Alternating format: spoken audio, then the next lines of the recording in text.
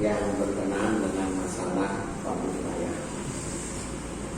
Bapak-bapak yang dirahmati Allah, kemarin ulun saya membicarakan ada orang yang meninggal dunia yang tidak busuk badannya, dan itu ada, dan dibuktikan beberapa macam, dan kita sangat masyhur di kata karena seorang ulama, manusia yang soleh.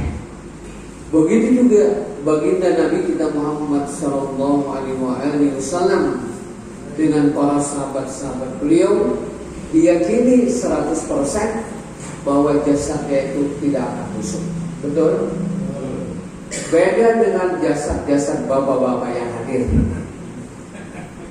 Kira-kira 6 bulan saya yakin busuk, tinggal tulang belulang, termasuk saya. Ya. Tetapi Nabi, para Nabi dan para sahabat Nabi diyakini itu tidak akan busuk. Mudah-mudahan bapak-bapak yang hadir Allah memberikan kemurahan, keluasan rezeki, kemudahan bisa untuk hadir ke makam Nabi Muhammad SAW dan bergeser ke sampingnya, namanya baki namanya. Baki. Kalau baki bahasa Banjar itu cepet. Nah itu baki, kuburannya luas sekali, tapi perempuan boleh masuk. Di situ kuburan para sahabat, kuburan Aisyah, kuburan Fatimah, Abu Bakar, Umar, Utsman, Ali dan sahabat-sahabat, semua dikuburkan namanya baki. Tapi ya tandanya cuma batu-batu itu aja. Nggak kayak kita di Pasar Baru ulin, tapi hilang juga ulinnya. Iya itu. Nah itu jasad adalah orang-orang yang soleh, para wali-wali Allah Subhanahu Wa Taala. Tapi ada juga kebalikannya, jasad yang paling bejat di dunia selain iblis, makhluk Tuhan iblis yang kita tidak bisa melihat. Tapi ada yang manusia yang paling hebat dosanya, yang paling besar. Iblis saja tidak mengakui Tuhan, tapi dia mengaku sebagai siapa itu? Kenal Bapak ya? Pernah kata rumah Fir'aun dulu? Silaturahmi. Fir'aun. Fir'aun itu bahasa Mesir namanya raja. Kalau bahasa Eropanya king, kalau bahasa Jepang namanya kaisar ya. Tapi Fir'aun itu adalah kerajaan. Nama-namanya banyak, dari 1, 2, 3, kayak Ramses 1, Ramses 2. Nah, Ramses 2 itu yang namanya Merneptah, itu bahasa Eropanya. Merneptah, Ramses 2.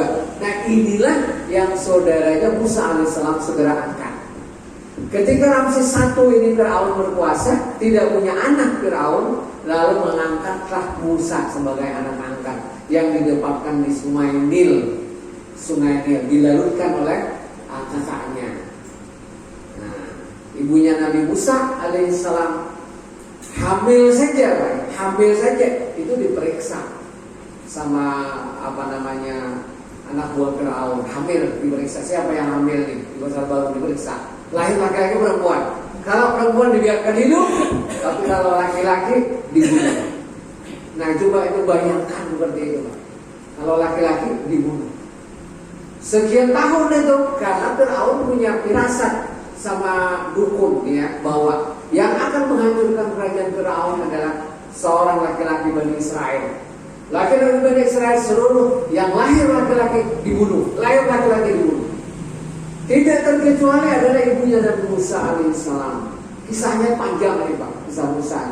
Setiap ayat Al-Quran pasti ada kisah Musa. Al-Baqarah kisah Musa, Al-Imran kisah Musa. Nama Musa itu jauh lebih banyak dengan para nabi. Nabi Muhammad 2 kali saja disebut. Wa ma Muhammadun illa rasul. Ada Muhammadur Rasulullah. Berapa biji aja. Tapi kalau Musa, Bapak lihat aja ratusan kalimat Musa. Makanya namanya anak Bapak Musa. Akhirnya para hadirin rahimakumullah, Yohanes. Ya, ingat ya. Ibunya Musa itu namanya Yohanes. Sekali-sekali anak Bapak siapa namanya? Yohanes Santa Maria Yohanes. Nah, ibunya Musa ini. Ketika ibunya Musa melahirkan, ya, yang bidannya ini sudah dikasih duit kalau melahirkan, kalau laki-laki beritahu, ya, beritahu. Tapi ternyata berbeda ya. Setelah melihat laki-laki ini, wa alqaitu alaika mahabbatan minni itu.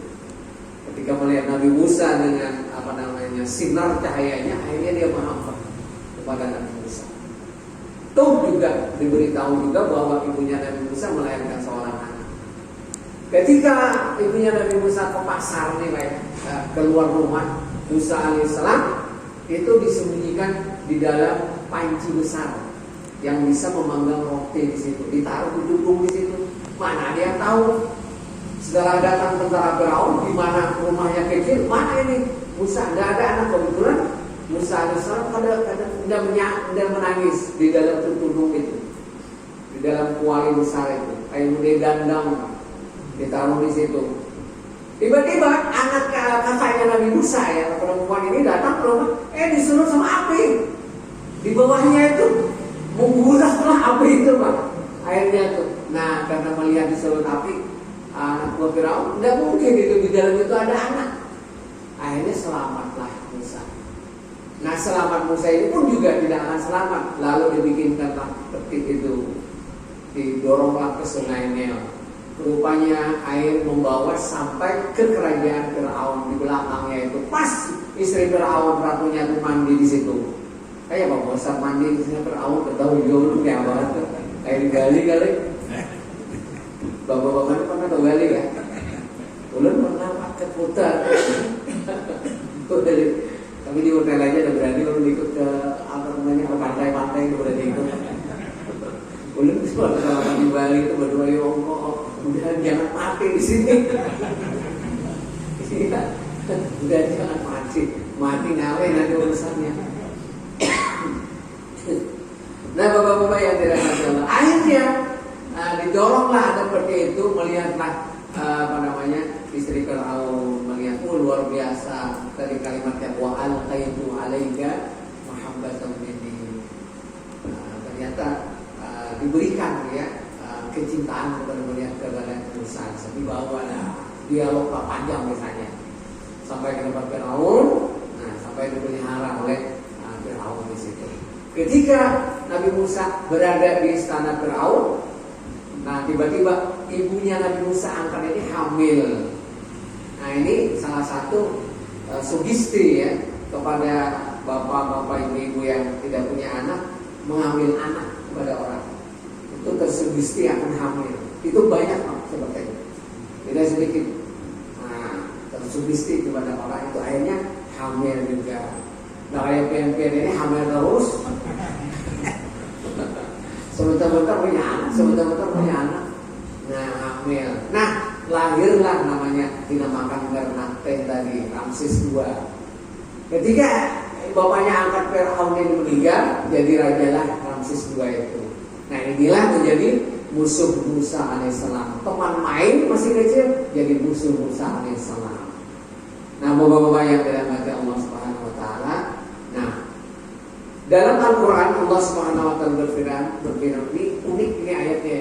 A'udzu billahi minasyaitonir rajim. Al-'ana wa qad 'asayta qablu wa kunta minal mufsidin. فَالْيَوْمَ نُنَجِّيكَ بِبَدَنِكَ لِتَكُونَ لِمَنْ خَلْفَكَ آيَةً وَإِنَّ كَثِيرًا مِنَ النَّاسِ عَنْ آيَاتِنَا لَغَافِلُونَ. Surah Yunus ayat 92. Surah Yunus ayat 9. Fal-yauma, nanti suatu hari nanti, nunajjika, kami akan awetkan, kami akan awetkan ya, nunajjika ini itu diawetkan bahasa Indonesia. Tidak dihancurkan bibadanika, badanmu hai Firaun. Ya. Kenapa tidak dihancurkan oleh Allah Ta'ala? Litakuna liman khalfaka ayat, supaya jasad Firaun ini menjadi tontonan, pelajaran kepada orang-orang yang setelahnya, ya kepada Nabi Muhammad. Zaman Nabi Muhammad. Tetapi zaman Nabi Muhammad SAW tidak pernah didapatkan Fir'aun itu. Yang di Mesir orang-orang Mekah itu mengenal namanya Leon Sphinx namanya. Kepalanya singa, apanya ya? Badannya manusia apa singa ya? Leon Sphinx itu. Begitu juga piramid itu dikenal. Cuma tidak tahu ayat ini dan sahabat tidak pernah memprotes lah. Suatu hari nanti badanmu Fir'aun akan diawetkan. Mana badannya Fir'aun itu pada zaman Nabi? Tidak ada. Nah, yang didapatkan bapak-bapak yang dirahmati Allah dalam sejarah ini tahun 1898 ketika para arkeolog itu mencoba untuk membuka-buka di Mesir. 18 belum tahun 19 lah ya, 1898. Lama sekali itu zaman itu. Nah, dibuka-buka ternyata banyak peninggalan para sejarah. Dan ini juga tidak berani membongkar. Akhirnya tahun 1907, nah 1907 dicobalah dibongkar itu. Nah, ada Fir'aun, mumi Fir'aun ada beberapa macam, namanya di tempat Al-Wadi Al-Muluk, lembah para raja. Dibongkar di bawah, ya mumi-mumi itu sekitar tahun 1907 itu mencoba untuk dibedah. Namanya yang membedah ini adalah faktor olive dari Jerman. Bedah yang mana ini yang musuh-musuh. Karena dia ini adalah orang Kristiani yang tahu juga kisah itu. Di Bible, di perjanjian lama itu kisah Musa sama Firaun itu sudah lantang. Nah, sekian Firaun dibedah.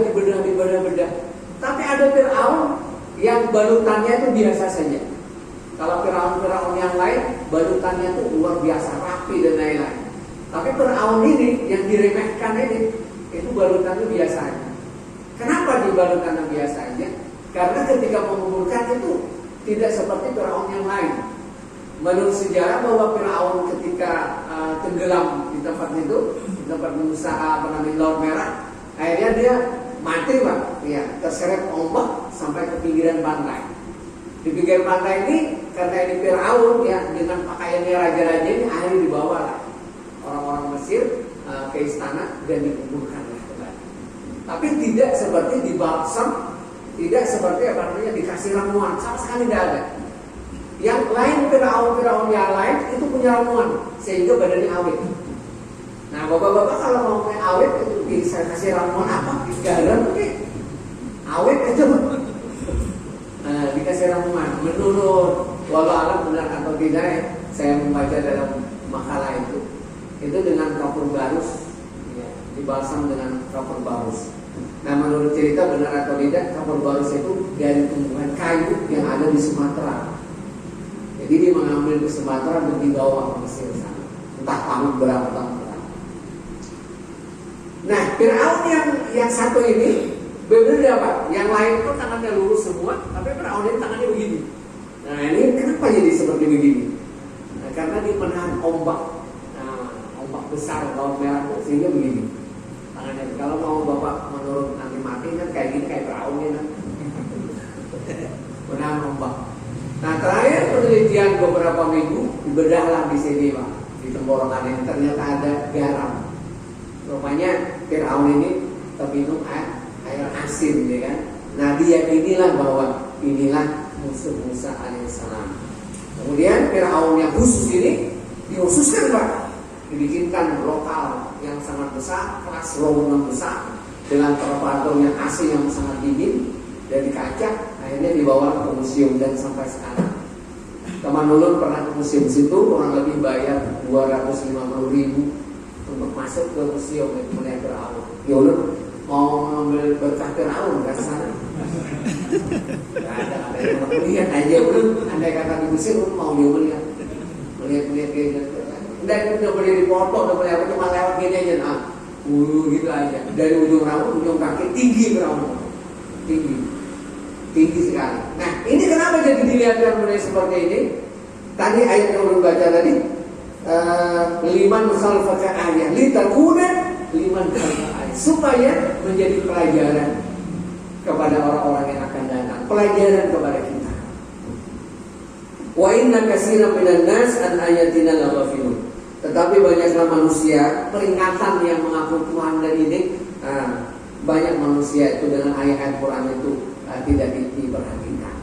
Nah kemarin, bapak-bapak dalam bulan kemarin, para arkeolog yang selalu ya menggali-gali piramid Firaun itu mendapatkan lebih daripada 100 piramid ala Firaun, bangsawan-bangsawan, bukan Firaunnya tapi keluarga Firaun. Dan perkembangan Firaun itu banyak sekali, ada 100 lebih kalau tidak salah didapatkan di momen-momen itu. Nah inilah kisah umat-umat yang dulu yang diawetkan ya, yang dijadikan sebagai tanda kepada kita. Ini loh orang yang bejat luar biasa. Nah bapak-bapak itu berlaku berapa 55.000 atau 7.000 tahun yang lalu ya, 2.000 tahun yang lalu. Kenapa jadi mereka menelitikan dan mengetahui para ilmuwan? Karena memang didapatkan Pak ya. Seperti di sini saya baca nih sisa peninggalan pasukan Firaun yang tenggelam di Laut Merah, kapal kuda sama tameng. Tamengnya itu diteliti, oh ini sekian tahun, kan tahu orang-orang yang lain itu. Beda lain kita nggak tahu nih. Di sekian ribu tahun tamengnya ini. Kapal kudanya ini sekian ribu tahun ini didapatkan di mana? Di Laut Merah. Nah para hadirin dan jamaah yang dimuliakan Allah Subhanahu wa taala. Nah, itu kisah kepada orang yang sangat bejat di dunia, namanya adalah Firaun. Kalau zaman Firaun itu dibunuh setelah lahir, kalau zaman sekarang ini sebelum lahir sudah dibunuh, ya diaborsi ya. Nah, itu tidak sedikit seperti itu. Wallahu a'lam. Bapak-bapak yang saya muliakan, karena saya dapat fotonya yang eksklusif ini. Nah, ini Firaun ya, Pak. Firaun yang mengaku Tuhan kayak gini ternyata orangnya. Nah ini Firaun asli, ini Firaunnya eksklusif. Nah para hadirin jamaah yang dirahmati Allah Subhanahu Wa Taala, itu kisah-kisah yang ada di Mesir. Nah ada pun kisah yang modern, yang model Firaun juga, yang tidak dikuburkan, seolah-olah bumi itu tidak tidak mau dikandung oleh orang yang sangat bejat. Nah termasuk namanya Mustafa Kemal Atatürk. Pernah ya dengar kisahnya? Turki. Mustafa Kemal Atatürk siapa itu? Presiden Turki ya. Turki Utsmani yang ajar orang di Mesir dibunuh. Ajar dibunuh, tukang ajar dibunuh. Mau merubah bacaan bacaan sembahyang pakai dengan bahasa Turki. Mustafa Kemal Atatürk itu sampai sekarang juga tidak dikuburkan, diapit sebuah gunung, diawetkan. Nah yang ketiga yang saya tahu juga yang juga tidak kayaknya bumi tidak mau ya dikandung oleh orang yang bejat itu adalah Michael Sharon. Apa gimana itu? Di Kaladesan, Israel. Michael Sharon yang membunuh sekian banyak orang-orang Palestina. Itu juga tidak dikubur. Terakhir dia di laut kena kegatalan itu. Nah terakhir matinya berapa koma, lama sekali 15 tahun. Akhirnya hanya 15 kilo aja tubuhnya, mati juga. Nah itu orang-orang kelihatan yang bejat-bejat di dunia. Tapi kalau di Indonesia ya tidak sebejat itulah. Ya sebejat-bejatnya orang Indonesia ya tidak sama seperti itu. Nah bapak-bapak yang dirahmati Allah Subhanahu Wa Taala, kita mudah-mudahan ya ini sebagai pelajaran-pelajaran yang ada di sejarah-sejarah, termasuk namanya Yordan, namanya Petra kalau tidak salah. Saya ketemu di Ustaz dari Yordan, Yusuf Kamil. Nah Ustaz, antum 5 jam dulu ada Petra. Artinya kenapa orang-orang jahat, orang-orang melanjut ke Petra? Orang kan mau tahu Petra itu di mana peninggalan kaum Samud itu. Di situ adalah tempat yang dimurkai Allah Taala. Kalau perlu ke sana, kita mau tahu ya, oh ini loh Petra dulu yang kaum Samud, kaum Sadum yang ditenggelamkan oleh Allah Subhanahu Wa Taala. Karena mereka sangat bejat ya, sangat bejat, laki-laki sama laki-laki ya, sodomi ya itu juga dibalik tanah dan dihujani dengan batu dan lain-lain.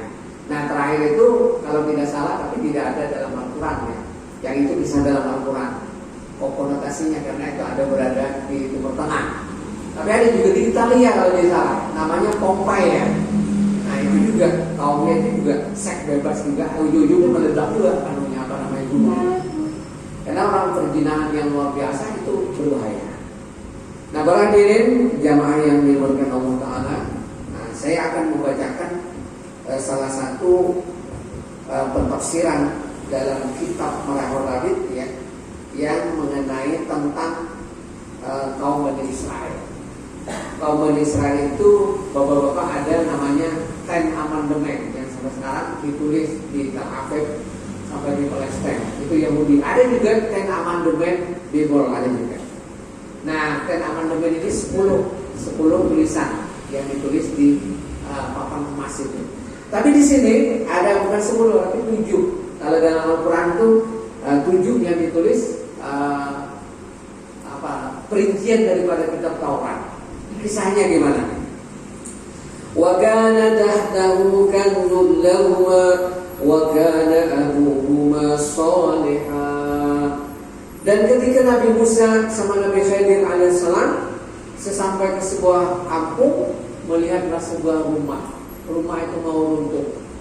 Nah, kata Nabi Musa, kata Nabi Khidir, ayo kita perbaiki rumah itu. Lalu Musa alaihissalam menjawab, kalau kita memperbaiki rumah ini, kita minta upah, ya kan gitu. Ujian Nabi Khidir, ada piraki wa bainak. Hari ini kita berpisah. Bawa guru sama muridnya, mau duit terus. Nah, ini guru sama gurunya, ujung-ujungnya guru sama langsung gimana? Nah itu kisahnya. Akhirnya berpisahlah dengan Nabi Musa gara-gara mau membangun rumah ini. Nah, kenapa jadi Nabi Khidir ingin membangun rumah? Wakana tahtahu, dan adalah di bawah rumah itu kanzun, ada sebuah peti. Kalau bahasa sekarang itu apa ya? Harta karun. Harta karun, ya. Harta karun. Kanzun lahum wa kana abuhuma salihah. Rupanya rumah itu rumah dakunya lama. Kemudian di bawah itu dakunya yang ketujuh dari ibunya. Dia punya ibu kai ketujuh. Nah, yang ketujuh itu orang saleh. Lalu kata-kata dalam Taurat itu ditulis dengan emas, kemudian ditaruh di bawah rumah itu. Tadi seperti harta karun tadi. Nabi Musa alaihissalam menggali itu, dapat, lalu dibaca tulisannya itu.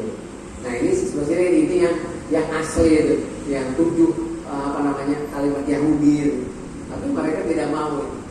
Nah riwayat dari Utsman bin Affan radhiyallahu an bahwa Nabi Muhammad SAW menerangkan 7 itu.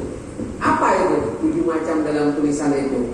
Yang pertama, tulisan pertama, aksarullahu min dhahabin wa alaihi sab'atu asfurin maqufun bi al-hibah, bahwa ada 7 besi ya, 7 lauk ya, 7 papan begini kecil papannya. Tapi papannya ini dari emas.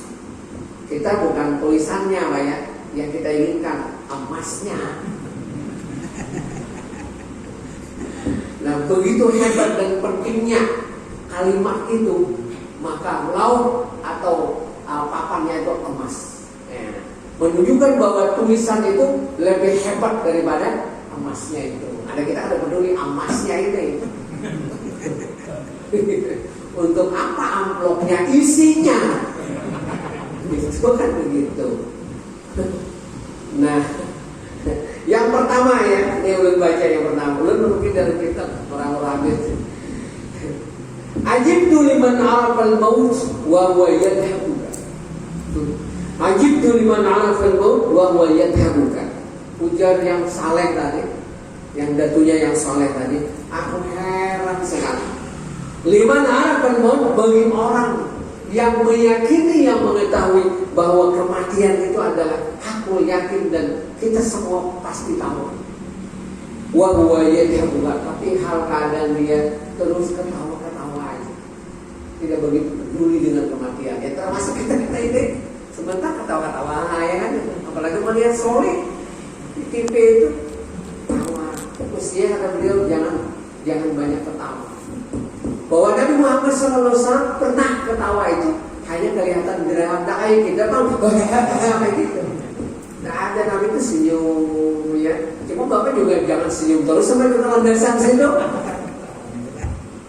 Nggak kayak gitu. Udah ya. Nabi itu biasa juga bercanda. Bisa juga Nabi bercanda bisa ya. Banyak ya, ada buku namanya Canda Tawa Nabi. Tapi Nabi itu senyum ketawa ya. Nggak kayak kita. Bapak-bapak yang dirahmati Allah Ta'ala. Jadi yang pertama, kita mengenal kematian wawayat, tapi kita adalah ketawa-ketawa aja. Seakan-akan itu biasa-biasa saja. Padahal maut itu adalah pasti akan datang. Kepada bulu, kepada pian-pian dulu lah datang. Yang kedua, wa ajibtu liman 'arafa dunya faniyatan wa huwa yarjibu fiha. Yang kedua, aku heran sekali kata beliau, liman 'arafa dunya, bagi mereka yang mengetahui dunia dengan gemerlapnya, dengan hebatnya dunia ini ada faniyatan. Apa itu faniyatan? Hancur. Kita dunia ini hancur. Termasuk diri kita juga termasuk hancur. Kenapa diri kita tidak hancur, Pak? Kenapa diri kita tidak hancur? Karena ada roh. Makanya kita hancur. Kenapa dunia ini tidak hancur? Karena ada rohnya. Selama ada orang bisa mengucapkan la ilaha illallah, dunia ini tidak akan hancur. Nah, Bapak ini tidak hancur karena ada roh. Lalu pertanyaannya, kenapa jasadnya para nabi dan para sahabat itu tidak hancur? Dia berusaha kumpul dulu karena dia bersandar kepada Nasma Hayyu, bersandar kepada Hayyu yang tidak hancur. Nah, mereka yang tahu dunia ini faniyatan wahya yarjibu fiha. Tetapi yang uniknya itu adalah mereka luar biasa gemarnya dengan dunia, lombanya dengan dunia. Ya, musim-musim pilkada atau legislatif itu luar biasa. Mengelontorkan uang sekian. Pak Ustaz mau apa? Pak Ustaz nggak mau sorban sarung, nggak mau api semorkong yang 5 juta atau motor 2.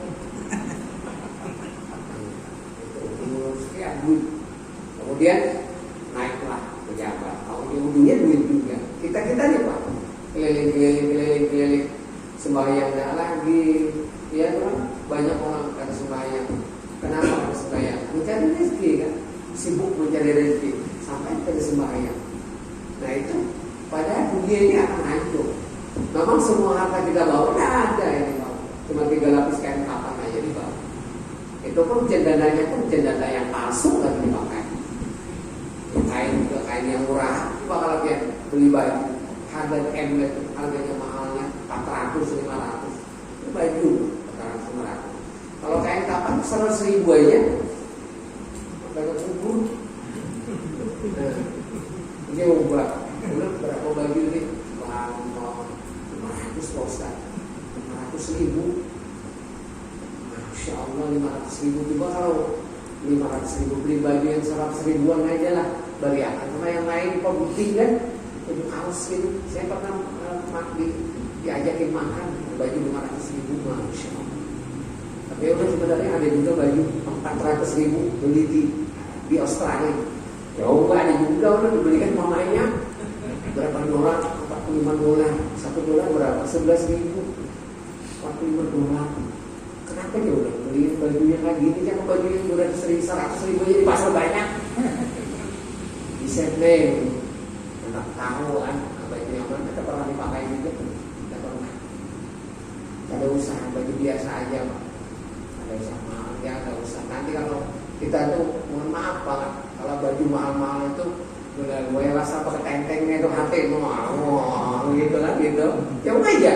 Tapi kalau baju biasa-biasa aja, nggak ada hati itu. Apa namanya? Dia keluar, pasti keluar. Coba bapak misalnya, baju bagus, celana bagus, yang mahal itu, pakai mobil, pakai kacamata hitam, kayak Asisio itu kan.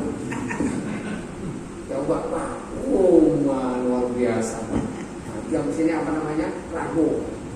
Ya, kalau sapi sini nak, Mas, kamu sapi kayak orang Thailand itu, kalau sapi, itu. Kalau bapak misalnya baju yang biasa-biasa aja, saya rasa tidak meluapkan untuk sombong. Begitu juga orang berilmu juga kayak gitu juga. Tapi ya mudah-mudahan lah berkah yang lengkap dengan pakaian yang hebat, pakai sorban, pakai selendang hijau, Habib Kanda, misalnya hijau juga. Ditanya orang dulu apa ada hijau malu-malu aja. Ya biasa aja. Kalau bawa-bawa kisahkan ya, kisahkan kawan yang pernah di Bangil ya. Udah tuh konsep di Bangil itu lama ya 2 tahun melihat guru Bangil itu guru syarwanya Abdan namanya. Itu kada pernah baju gamis lah, baju kayak ulunnya kada pernah.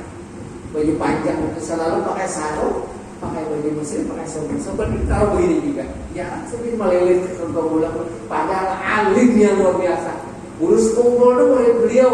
Abu Yahya Sarwani itu mulai beliau. Tidak ada apa-apanya kealimannya. Beliau itu mulai Syekh Amin Qutbi 2 tahun mengajar di Masjidil Haram di Mekah. Orang Banjar mengajar di orang-orang namanya Banjar sini mengajar. Jadi pantas andai kata berbulan bersorban pantas, tapi sendiri nggak mau pakai sarung aja. Kalau ditanya muridnya dia kenapa? Biar dulu pakai sarung, pakai baju muslim kayak gitu aja, kada bersorban, kada berjubah. Bukankah itu sunnah Nabi ya dan begitu pakai sorban sunnah Nabi. Sini jawab. Ini jawab, ada jawabannya Pak. Ya sini Ibnu Ruslan di Matan Subat ada 2000 bait fikih namanya. Al-adat al-mahkumat. Budaya yang biasa itu menjadi sebuah hukum. Kalau di Indonesia itu pakai sarung, pakai baju muslim itu sudah jadi sebuah hukum, itu sunnah. Kalau misalnya kita di Saudi Arabia orang pakai gamis itu sunnah. Karena sebelum Nabi Muhammad orang-orang Arab itu sudah berpakaian gamis seperti itu. Coba kalau Nabi lahir di Jogja bisa ada pakai sorban, pakai belangkon. Nah, pakai batik. Nah, yang penting menutup aurat. Ini pakai sorban. Kalau ini pernah bersorban Pak? Pernah. Ya, kemarin ceramah di Babulu itu orang kada tahu juga, kada kenal juga bersorban orang. Kiai jadi kiai diciumin tangan. Di Babulu Laut ada masjid besar, para tambak-tambak situ. Kebetulan teman waktu naik haji mengundang. Siangnya di Babulu Laut, malamnya di Babulu Darat. Ya, bersorban dulu tuh, kayak Sunan Kalijaga aja. Rasa kada bejejak di tanah pun, ada sandal memang. Mau kiai itu bang, ya udah udah orang beli papan dan belian. Kebetulan ada yang mengutuk syukurnya aja. Kalau ada liputan masukan ke YouTube baik, luar biasa. Nah, udah bicara juga rasa aneh juga. Keseruan deh, ya kada pernah bersorban lah ya. Bersorban, wah tidak ngapain dong mesti di bangku pandir jarang, nggak kayak wali aja. Alhamdulillah, kok ini region. Oleh guru ya, udah pakai sorban itu. Namanya Syekh Muhammad Ibrahim Al-Ahdal, orang wali juga meninggal di Zarwa, sering-sering di Bonggol ya. Belum kebetulan bisa bahasa Arab lah, kencang di Makkah. Beliau tuh kalau sedang mengacara bersorban panjang sorban itu nggak ada berbicara pun nggak ada. Ya. Keluar tuh hadis Quran, keluar hadis Quran. Fauzi Yasin Quran yang lagi nggak ada lagi. Kalau kada bersorban sini duduk kayak gini kan, senyum ketawa. Kalau udah bersorban, ketawa juga nggak ada, senyum nggak ada. Apa sih nggak jadi? Muhammad imam. Waduh kayak gitu kan. Ada yang bersorban ke warung. Di warung makan soto bertawa-tawaan. Itu, enggak. Kalau orang Yaman segalanya bersorban itu dia ke melaut itu kan memang sudah budayanya. Tapi kalau di Indonesia itu adalah orang bersorban itu adalah budaya, orang itu adalah orang alim. Iya, misalnya Pak Jumain ini begamis bersorban keliling pasar baru. Lokar iuk kan pasar baru bersorban. Ini siapa ini? Saudara penjaga kan? Jumain kan?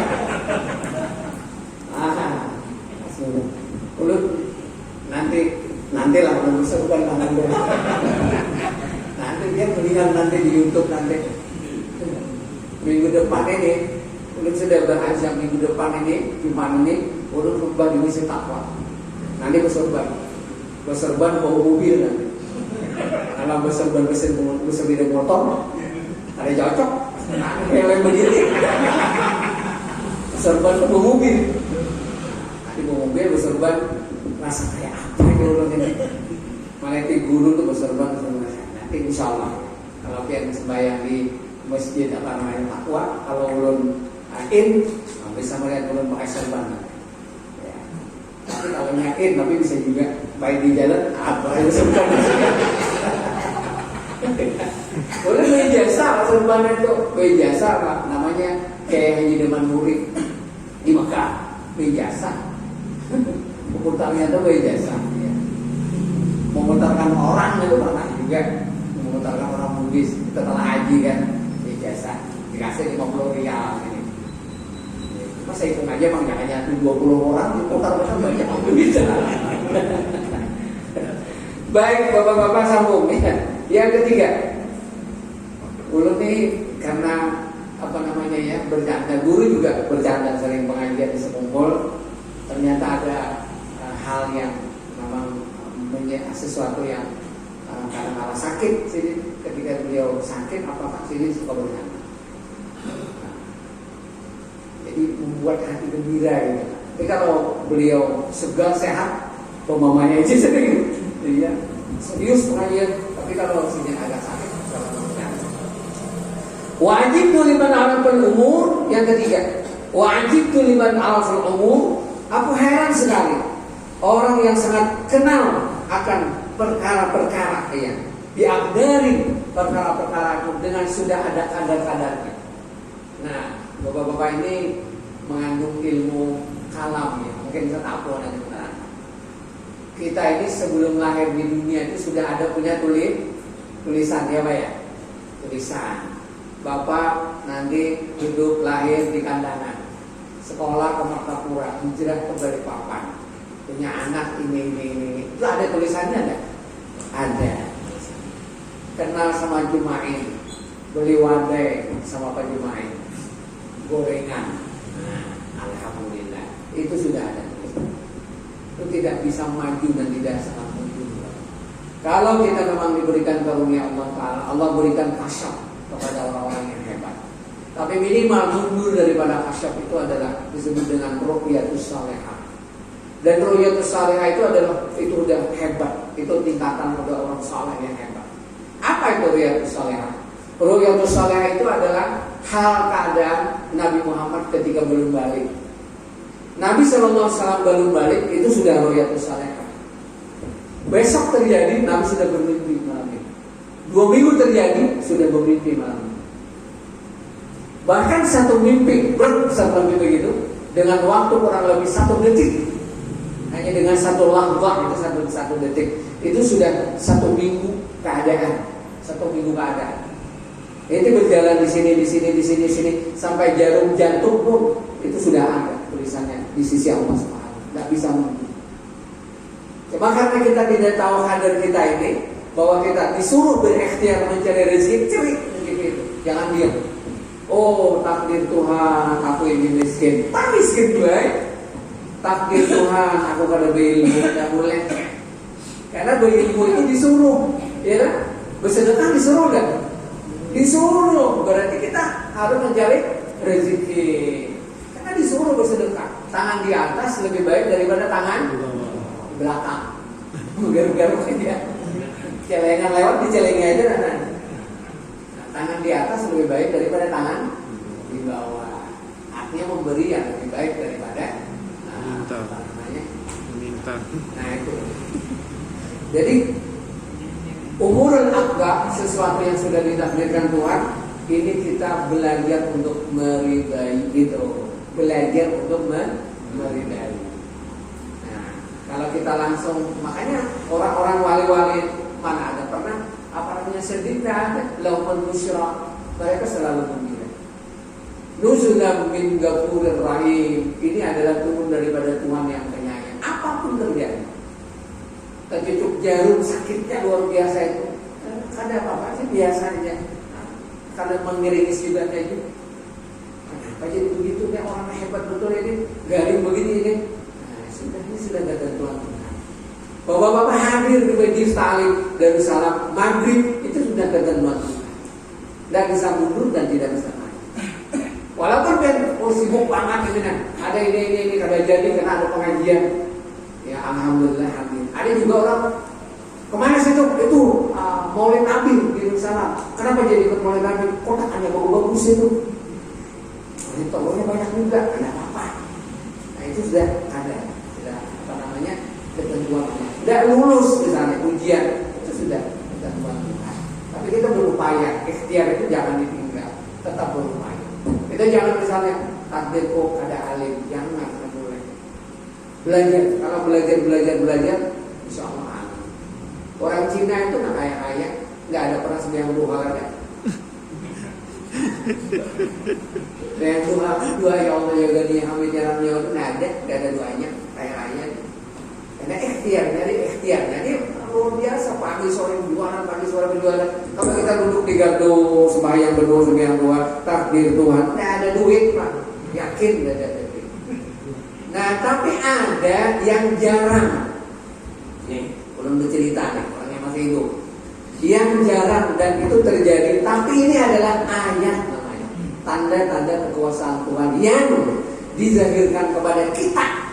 Kepada orang yang mahabbah kepada Allah yang sangat tinggi mahabbahnya, sehingga mereka tidak ada lagi berhasrat dengan dunia. Bapak-bapak ini kan kita ulun pasti dia berhasrat kepada dunia, ya kan?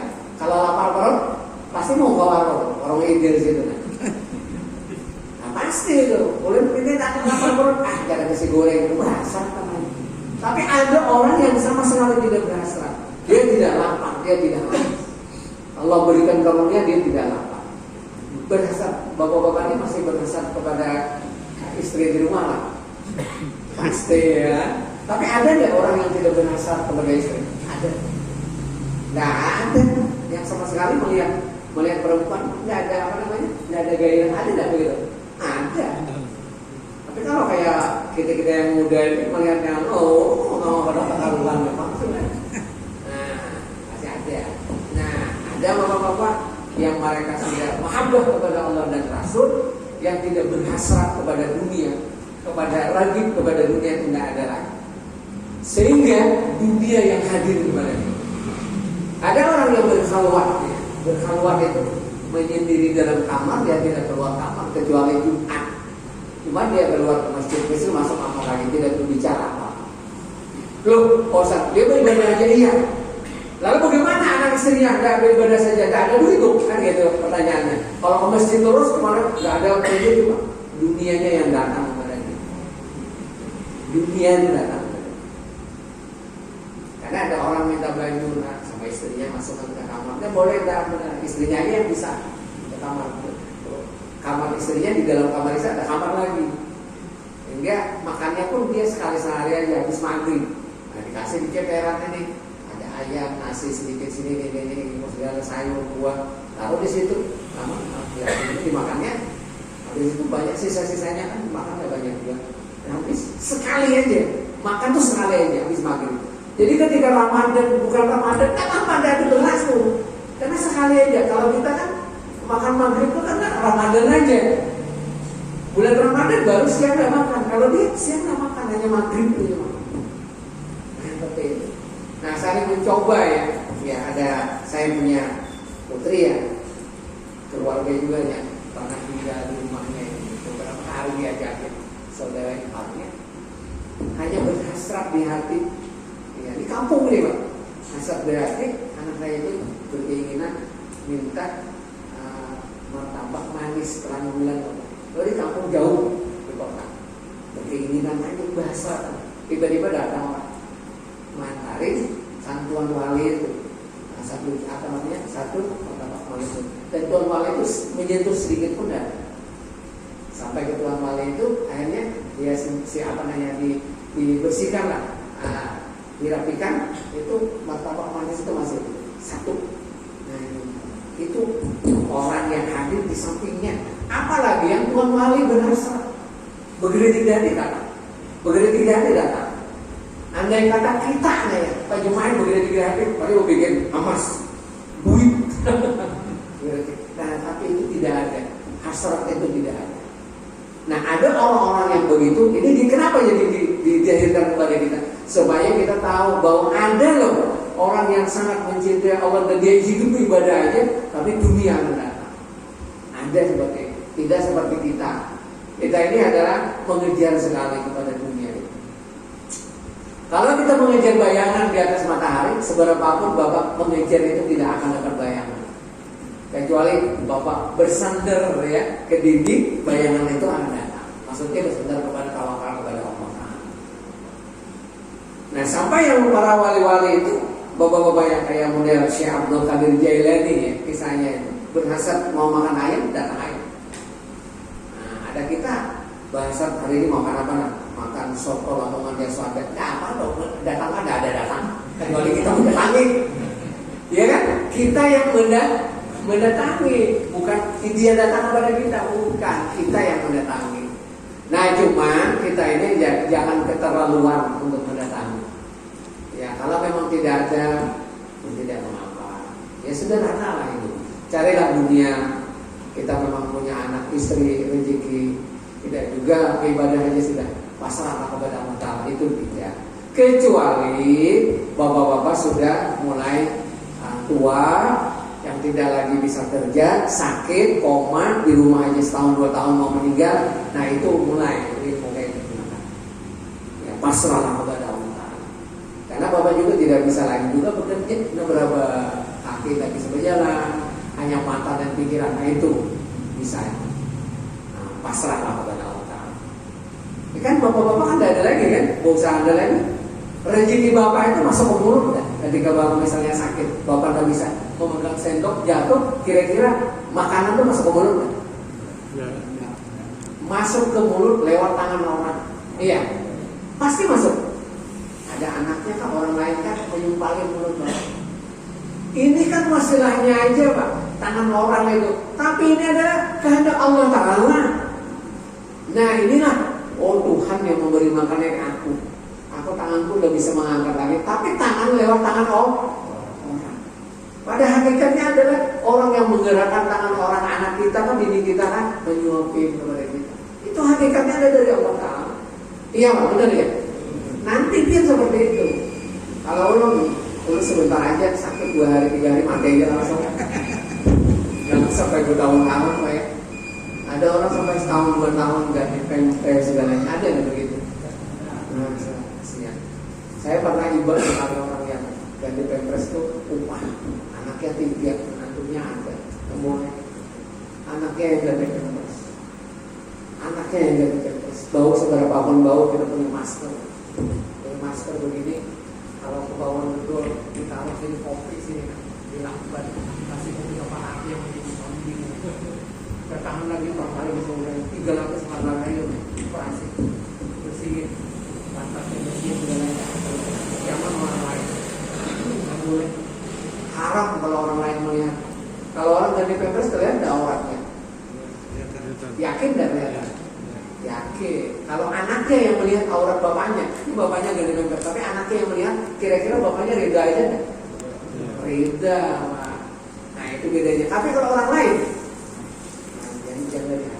Biar misalnya seperti ini, orang lain yang pasti dia berpikir kenapa anakku nih. Nah ini penting. Makanya biar misalnya bapaknya yang sudah tua yang ganti pampers, jangan masalah. Biar aja ganti pampers. Basuhin pantat orang tua, dibasuhin, dicuil, basuhin, nggak apa-apa. Lihat kayak, oh begini aja, nggak bisa Pak. Benar mau pakai mata aja bersihin, nggak bisa. Saya nggak bisa. Mau melihat memang dilihat bersihin itu. Allah kan, tutup mata begini bersihin aja Allah.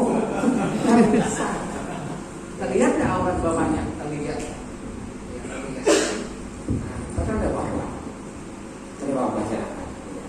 Nah, mudah-mudahan bapak-bapak yang dirahmati Allah, kalau sakit itu tidak begitu lama sakit lah, meninggal aja sudah. Iya. Aku sekurang sih seperti itu supaya tidak begitu menyusahkan anak-anak. Iya. Karena kita juga asbab kita hidup ini jadi punya anak jadi beban di dunia. Andai kata kita tidak hidup, tidak ada anak ya. Andai kata kita sendirian juga tidak ada anak, tidak ada tanggung jawab. Jadi orang sendirian dia tidak mengapa, ada aja kebaikan. Tapi kalau mau banyak kebaikan ya anak tidak ada, tidak apa-apa. Mau orang kawin silahkan, mau tidak kawin, mau punya anak dan punya anak. Itu sudah ada ketentuan-ketentuan Allah Subhanahu wa taala. Mudah-mudahan bapak-bapak yang perlu disampaikan ada faedah. Nanti kita sambung lagi ya. Kebetulan